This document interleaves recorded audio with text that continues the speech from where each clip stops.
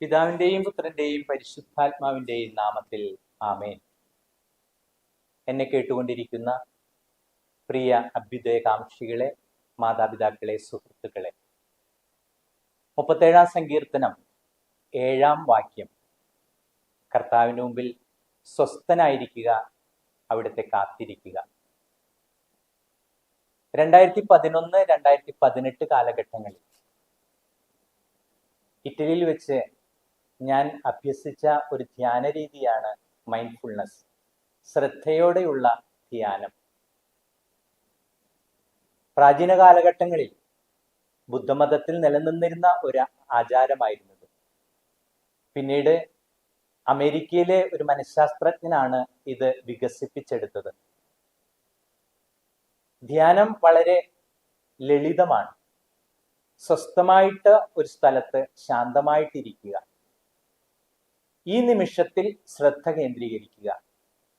നമ്മുടെ മനസ്സിലൂടെ പോകുന്ന ചിന്തകളെ, വികാരങ്ങളെ, ധാരണകളെ ഒന്നിനെയും നമ്മൾ വിധിക്കാതിരിക്കുക. ഇങ്ങനെ അല്പസമയം നമ്മൾ ചെലവഴിക്കുമ്പോൾ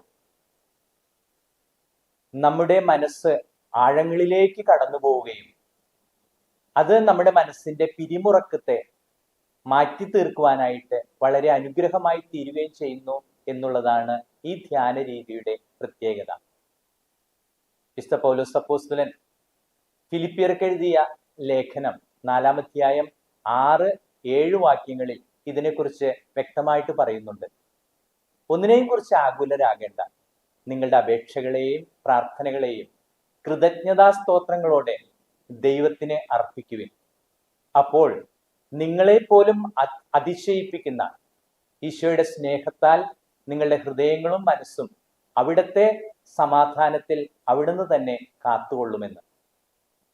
മൈൻഡ്ഫുൾനെസ് അഥവാ ശ്രദ്ധയോടുള്ള ധ്യാനത്തിലൂടെ നമുക്ക് മനസ്സിന്റെ പിരിമുറുക്കം കുറയ്ക്കാൻ സഹായിക്കുന്നു, സ്ട്രെസ്സിനെ കുറയ്ക്കാൻ സഹായിക്കുന്നു, ആങ്സൈറ്റിയെ കുറയ്ക്കാൻ സഹായിക്കുന്നു. അതുകൊണ്ടാണ് സങ്കീർത്തനം 131 2-ാം വാക്യത്തിൽ ഇപ്രകാരം പറയുന്നത്: എൻ്റെ മനസ്സിനെ ഞാൻ ശാന്തമാക്കി ഒരു കുഞ്ഞിനെ പോലെ ഉറങ്ങി. ശാന്തമായിട്ട് ശയിക്കുന്ന ഒരു കുഞ്ഞിനെ പോലെയാണ് എൻ്റെ ആത്മാവ്. സർവശക്തനായ ദൈവം, പിതാവും പുത്രനും പരിശുദ്ധാത്മാവും നിങ്ങളെ സമൃദ്ധമായി അനുഗ്രഹിക്കട്ടെ. ആമേൻ.